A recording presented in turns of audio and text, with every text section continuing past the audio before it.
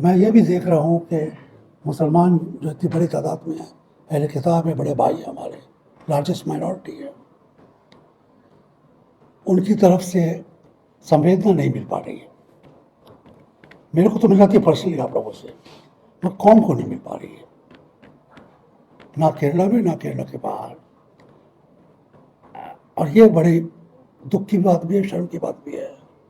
और शर्म मैं आप बड़े ताकतवर इस्तेमाल कर रहा हूँ टंडन साहब की बात के बाद से। शर्म का भी एक अपना बड़ा एक वजूद है और उसकी जगह है सोल्यूशन के लिए भी, कि ईसाई को मुसलमान की तरफ से भी हमदर्दी शय नहीं मिल पा रही है कि वो अपने आप को ठीक से ढूंढ पाए, संभल पाए, और फिर सामूहिक जो सोल्यूशन ढूंढने का है। जो मेरा तबका, जो मेरा हिस्सा दलित है, हिंदू की नज़र में वो बाकी दलितों से बिल्कुल अलग नहीं है, वो भी अछूत है। उसको भी छूना कलंकित कर देगा मेरे को, और जाके नहाना पड़ेगा अगर मैं ब्राह्मण हूँ तो। ये मैं आपको शुरू में बता देता हूँ क्योंकि इसके बारे में शायद किसी को ज़्यादा पता ना हो। तो ज़्यादातर हम बात कर रहे हैं दलित और ट्राइबल की।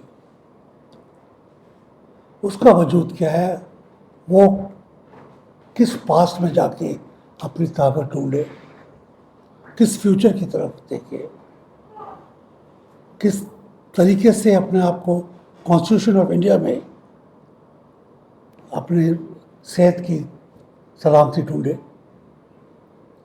ये बहुत एग्जिस्टेंशियल क्वेश्चंस हैं जो हिंदू और मुसलमान को, कम्युनिस्ट और नॉन कम्युनिस्ट को नहीं ढूंढने पड़ते, क्योंकि एक 100 साल में कास्ट का, कम्युनिज्म का, और एक 1200 साल में हिंदू और मुस्लिम की इक्वेशंस का, उनकी ज्योमेट्री का, उनकी डायनेमिक्स का, उनकी थर्मोडायनेमिक्स का, क्योंकि अक्सर उबल जाती है तो थर्मोडायनेमिक्स भी उनकी ढूंढनी पड़ेगी। वो कुछ हद तक सेटल हो गई हैं। लोग जानते हैं कि जब उफान आता है उसको कम कैसे किया जाए, जैसे कि जो लोग जानते हैं कि जब उफान नहीं है तो कैसे उफान पैदा किया जाए। तो दोनों चीज़ें लोग जानते हैं, और उस वास्ते मेरे मन में सुकून है कि क्योंकि इसकी एक केस हिस्ट्री है, हिंदू मुस्लिम तनाव फिर कम होगा।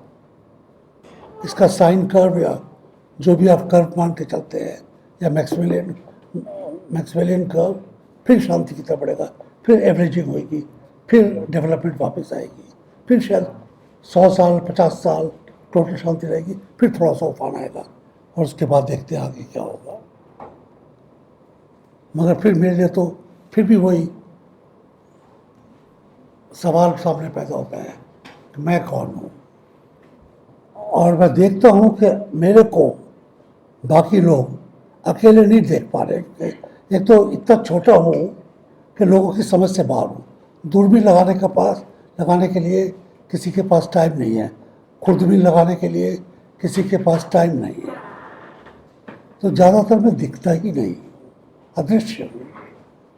हिंदू मेरे को मुसलमान के साथ जोड़ कर देखता है। जो गुस्सा मुसलमान के ऊपर आता है, आप बड़े मौके पे आइए, आप असली बात सुनेंगे आप।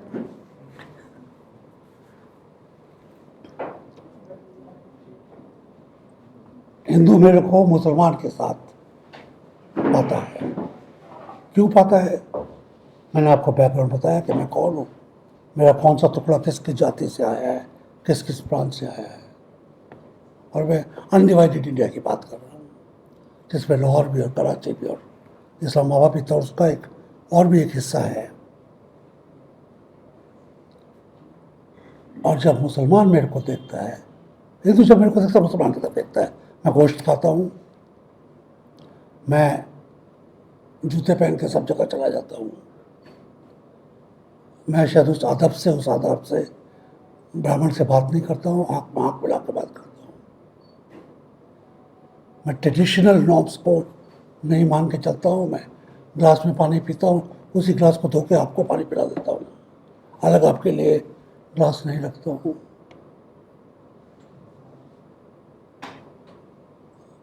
दाढ़ी भी बनाता हूँ, दाढ़ी बढ़ा भी लेता हूँ, कोई भी बात नहीं है।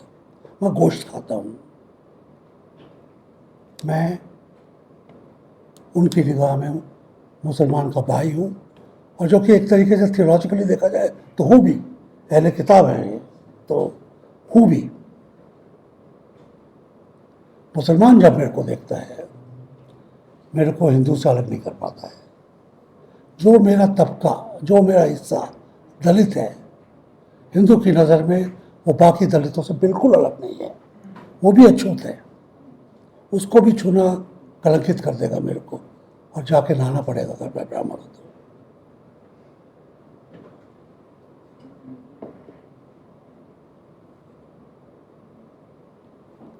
कास्ट के साथ में हिंदू के साथ हूँ, आपका अहले किताब हूँ मगर आपके साथ नमाजी नहीं। आपके जो things which are holy to you मेरे लिए नहीं है, उल्टा है। जो मेरी चीज़ें होली हैं वो आपके लिए होली हैं। माँ मरियम आप में भी नबी हैं, मेरे लिए ईसा ईश्वर के बेटे हैं, आपके लिए नबी हैं, मगर वो भी होली हैं। उनकी आप बेइज्जती करेंगे तो कुफ्र में जाएंगे आप। मगर आपके जो ईमान है, आपके जो दीन है, मेरे लिए होली नहीं है। तो आपकी निगाह में मैं हिंदू के साथ जाता हूँ। जो मेरा अपर कास्ट टुकड़ा है वो बड़े फख्र के साथ हिंदू के साथ जाता है। जो दलित हिस्सा है वो अनमाने जा रहा है मगर जा रहा है। जो मेरा अपर कास्ट टुकड़ा है वो फख्र के साथ हिंदू के साथ जा रहा है और आपके खिलाफ खड़ा है। वक्फ का जब कानून आया तो उसकी सिविल सोसाइटी ने, कम्युनिस्टों ने और मुसलमानों ने पुरजोर खिलाफत की, कर्जन साहब ने भी की।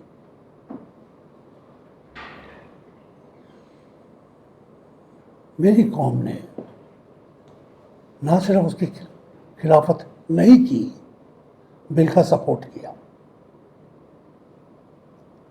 केरला के बिशप्स ने, 2-3 बिशप्स ने, उस चिट्ठी में लिखा गया कि ये बिल लाना बहुत ज़रूरी है, और उससे ज़रूरी है कि जब ये एक्ट बन जाए उसको लागू कीजिए, उसको लगाइए, क्योंकि वक्फ की छाया में मुसलमान दूसरी कौमों की प्रॉपर्टीज़ की तरफ निगाह उठाए हुए हैं। लोकल इश्यूज़ हैं, हर जगह लोकल इश्यू होते हैं।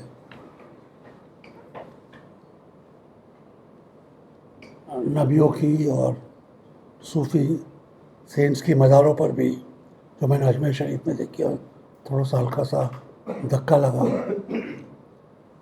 जमात लगती है, लाइनें लगती है, मगर शायद गुरुद्वारे की लाइन में ज़्यादा सोशलिज़म है। मज़ार में तब भी अगर आप चित्रों में जाएंगे और दोना आगे करेंगे तो उसमें चावल बाद में आएगा, मेरे को पहले मिल जाएगा। ये मेरा खुद का देखा था। और अगर दस्तरबंदी होगी तो मेरी होगी, जो हो चुकी थी वहाँ पर, और बाकी की शायद ना हो।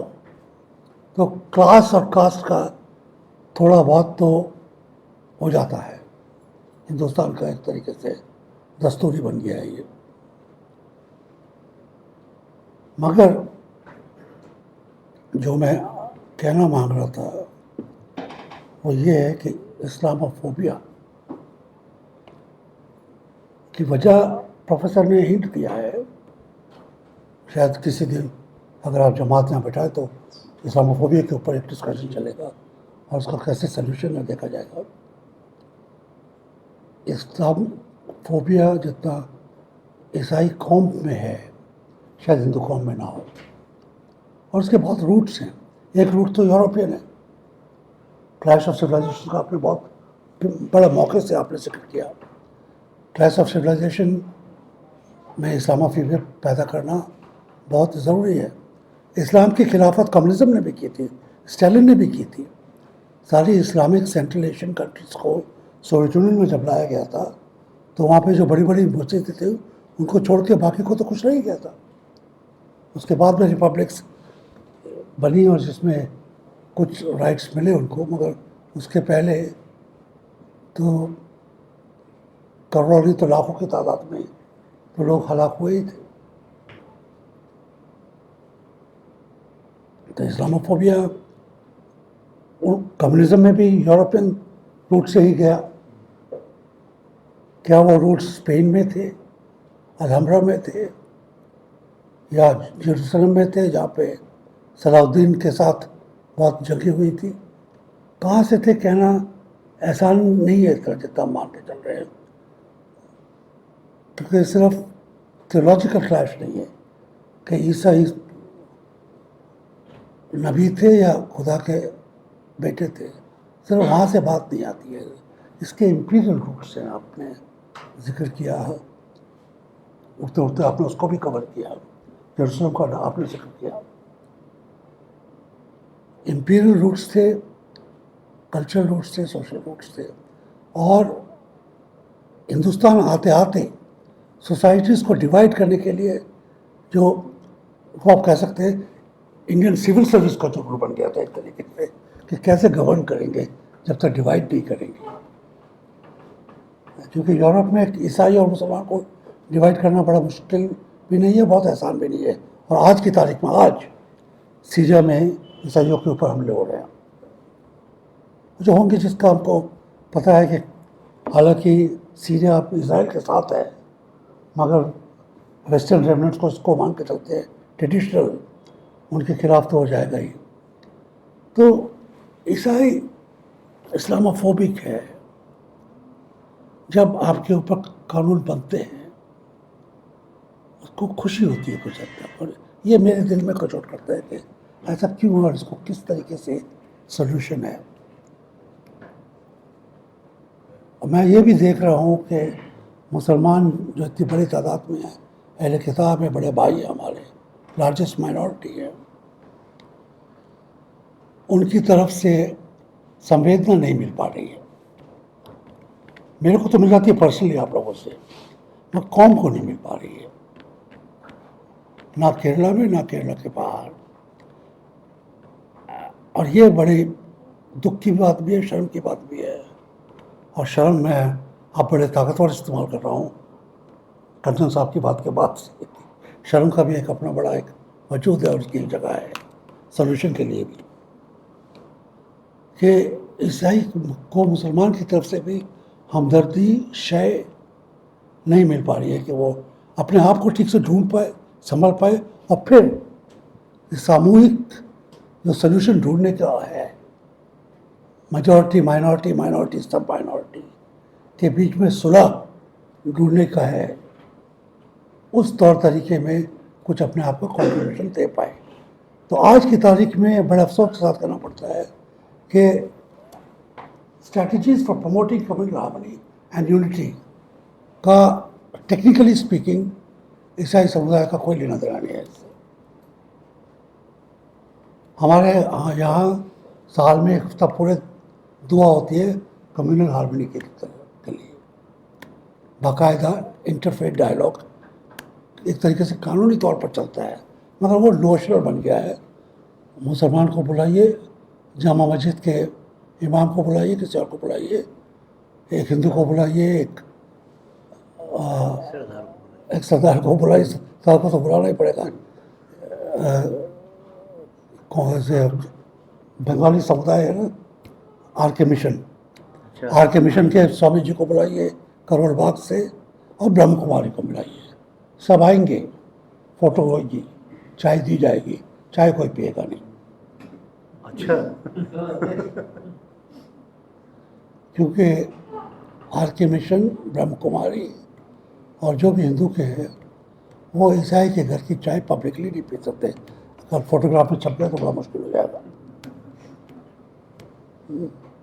मेरे साथ बड़े बड़े महर्षि बैठे हुए हैं, श्री भी बैठे एक बारी, हमने उनकी इज्जत रखते हुए उनको सिर्फ सेब दिए, कुछ कबाब नहीं दिया, कुछ नहीं दिया, बोतल पानी दिया जो सरकारी तरफ से बॉटल होकर आया था, उसमें गिलास में भी नहीं दिया। तब भी ना उन्होंने पानी पिया और ना सेब खाया। सेब को 2.5 घंटा पकड़े गए, 2.5 घंटा। ना छोड़ा ना खाया, चखा नहीं है। बाद में अपने हेलीकॉप्टर में गए, मैं छोड़ने गया और चले गए। सेब भी ले गए, मेरे ख्याल जाके उन्होंने ऊपर से फेंक दिया होगा। कहाँ ईसाई का छुआ हुआ सेब आ गया मेरे हाथ में, फेंको, और हाथ उनके उन्होंने तोड़े होंगे। तो सोल्यूशन ढूंढने जब मैं चलता हूँ, मैं दोनों की बातों से बेस बना के उसके ऊपर बता रहा हूँ। तो एक ही बात आ सकती है कि हिंदू के लिए, मुसलमान के लिए, सरदार के लिए, ईसाई के लिए, दो ही चीज़ों में आज का कम्युनल हार्मनी का सोल्यूशन बनता है। थ्योलॉजी में आप ढूंढते रहिए, अच्छी बात है, थ्योलॉजी से ढूंढ के उसके ऊपर वर्क आप चढ़ा दीजिएगा, थियोलॉजिकल वर्क चढ़ जाएगा, इडियोलॉजिकल वर्क चढ़ जाएगा। मगर जो मेन बात है कि कहाँ से आएगी, उसको मैं कहता हूँ डायलॉग ऑफ लाइफ। आप लोगों ने दोनों कहा, कोई कहता है जमुना गंगा जमनी तहजीब, कोई और कुछ कहता है आपने ठीक ही बताया, पीरों की मज़ारों पर सभी लोग जाते हैं, और ये बात सच है कि ज़्यादातर हिंदू जाते हैं और ईसाई भी जाते हैं। किसी को बेटे की ज़रूरत हो तो कहाँ जाएगा, और उसी की वजह से वेलंकड़ी में और सरदना में, जो दिल्ली के पास है, अगर 10 औरतें माँ मरियम के ग्रोटो के सामने, गुफा के सामने खड़ी हुई दुआ मांग रही होंगी, तो उसमें से सिर्फ 2 ईसाई होंगी, 8 में से 3 या 4 मुसलमान होंगी और 4 या 5 हिंदू होंगी। पता लग जाता है कपड़ों से, बैंगल से, सिंदूर से। दुआ बेटे की मांग रही। दुआ बेटे हिंदुस्तान का और बेटी की भी मांगते हैं। जिसकी कोई औलाद नहीं है उसके लिए तो बेटी भी बेटा की जरूरत है। बड़ी पाट्रियार्कल लैंग्वेज है। ईसाई धर्म बड़ा पाट्रियार्कल है, मेरा ख्याल है शायद कुछ हद तक मुसलमानों से भी ज़्यादा, और उस तक हिंदुओं से भी ज़्यादा कुछ हद तक, क्योंकि जो बेसिक धर्म है वो खुद ही बड़ा पाट्रियार्कल है, मूसा और अब्राहम के ज़माने से। डायलॉग ऑफ लाइफ किसको कहते हैं? मेरे पिता आंध्रा के थे, माँ केरला की तरफ से आती है, मेरी पत्नी केरला की तरफ से आती है। मगर जब मेरी पत्नी नहीं थी, क्योंकि मैं बहुत छोटा था।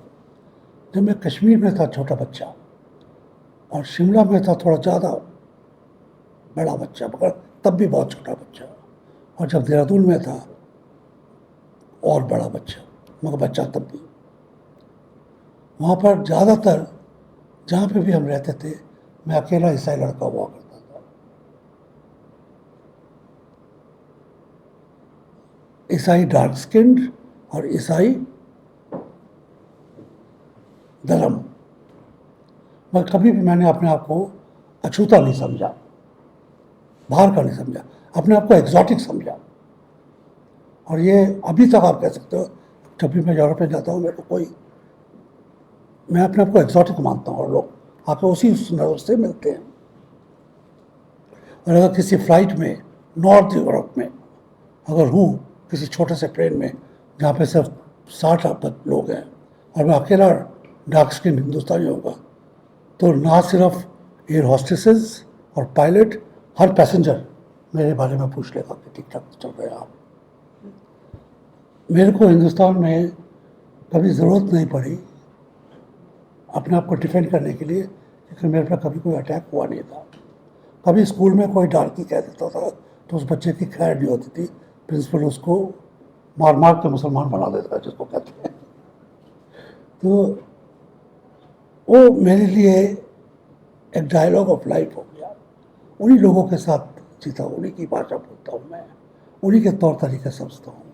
मैंने जो हिंदुज़म सीखा है, कुछ का टेक्निकलिटीज़ तो जब जर्नलिस्ट बन चुका अपने आप फॉर्मली सीखी, मगर किस तरीके से वो रहते हैं, किस तरीके से बात करते हैं, किस तरीका उनके घर का तौर तरीका, वो मेरे लिए हवा के साथ आ गया, पानी के साथ आ गया। पड़ोस में मोहल्ले में आर्मी के बैरक्स के अंदर जो माहौल था, वहाँ से आया। कॉलेज के बाद जब दिल्ली में काम करने लगा, तब भी ये डायलॉग ऑफ लाइफ मेरे लिए रहा। इस डायलॉग ऑफ लाइफ में हम कॉमनैलिटी ढूंढते हैं, एक्सक्लूसिविटी नहीं ढूंढते हैं। मैं आपसे कैसे फ़र्क हूँ, मैं को ये ढूंढने की ज़रूरत नहीं है मेरी दाढ़ी में और आपकी दाढ़ी में क्या फ़र्क है, और हम दोनों की दाढ़ी किसी बाहर निज़ामुद्दीन वेस्ट में किसी और की दाढ़ी से कैसे फ़र्क है, बड़ी दूर से पता लग जाती है। मगर इसमें हमको जानने की ज़रूरत नहीं है, क्योंकि आप इंसान हैं, आपकी आंखों में मेरे लिए हमदर्दी है, दोस्ताना है, आपके होठों पे मुस्कान है, आप मेरे को, आपकी आंखों में भय नहीं है, खौफ नहीं है, मेरे लिए वो चीज़ें काफ़ी हैं। आप मेरे को दूर हट के नहीं चल रहे हैं, मेरे को कोई कोड़ी नहीं मान के चल रहे हैं।